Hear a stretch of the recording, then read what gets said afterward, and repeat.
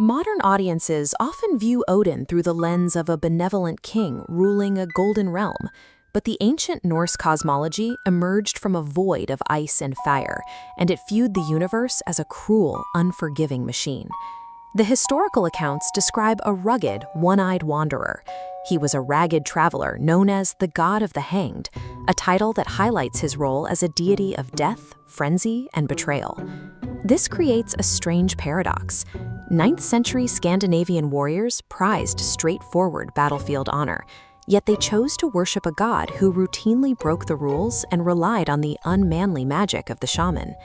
In the Norse worldview, power was never inherited or won through brute strength alone. Mastery was a commodity, and it had to be purchased through deliberate, calculated loss.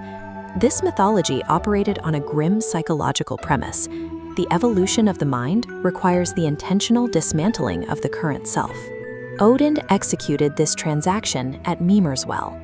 To take a single drink from its waters, he tore out his own eye and dropped it into the spring as payment. The waters of the well revealed a hidden cosmic awareness, granting him a terrifying view of the future and the inescapable fate of the gods. He traded his external, physical sight for internal insight. By losing one eye, he gained the ability to see past the surface of things and into the deep machinery of the universe. This myth illustrates the necessity of destroying one's comfortable, preconceived notions. To see clearly, one must first abandon the superficial viewpoints that make the world feel safe. Unflinching perception always exacts a price.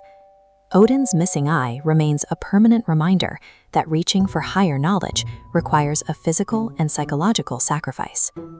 Odin's most radical ordeal took place on Yggdrasil. He hung over an abyss for 9 nights.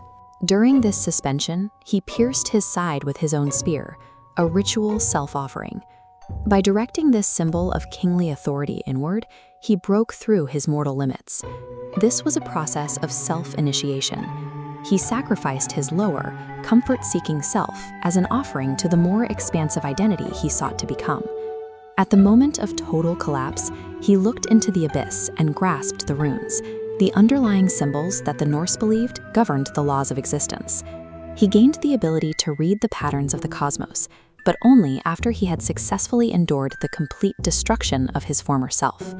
These patterns converge into the concept of weird, or fate. As this diagram shows, individual choices may branch out, but every path eventually leads to a single, unchangeable endpoint, the destruction of Ragnarok. Odin knows his specific doom. He is fated to be devoured by the giant wolf Fenrir at the end of the world, regardless of the knowledge he has accumulated. This creates a difficult question.